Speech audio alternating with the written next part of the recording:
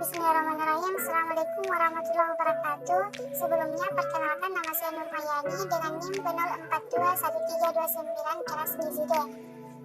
Di sini saya akan mempresentasikan hasil diskusi kelompok saya yang berjudul oksidasi asam lemak jenuh dan asam lemak tidak jenuh. Saya juga berterima kasih kepada dosen pengampu mata kuliah metabolisme dan gizi makro. Dengan hormat saya sebut namanya Justiul Pasyah SKM MPH.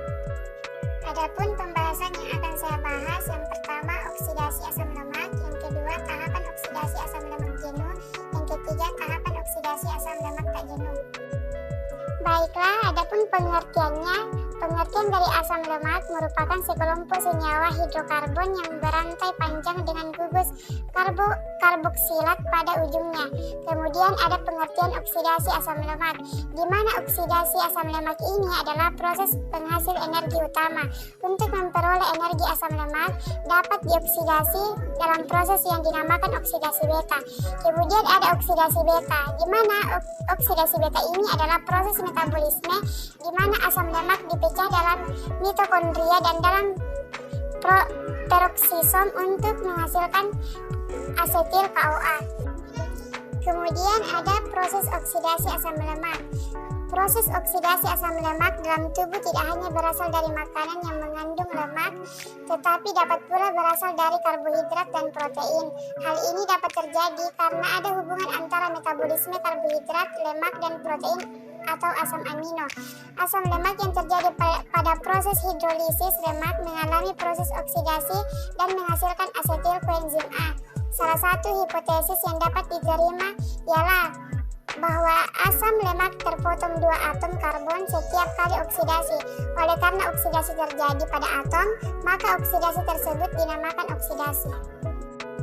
Proses beta oksidasi asam lemak, di mana asam lemak menghasilkan hasil asam lemak koenzim A melalui bantuan koenzim ATP, CoA, SH, dan AMP plus PPI sehingga menghasilkan hasil asam lemak CoA.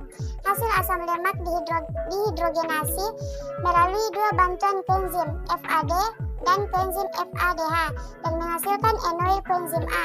Enoil dihidrasi melalui bantuan H2O dan menghasilkan hidroksiasil koenzim A. Beta hidroksil dan dihidrogenasi melalui dua bantuan koenzim di mana NAD dan NADH yang menghasilkan ketoasil koenzim A. Dari ketoasil koenzim A melalui dua bantuan yaitu CoA, SH, dan CH3COS-CoA.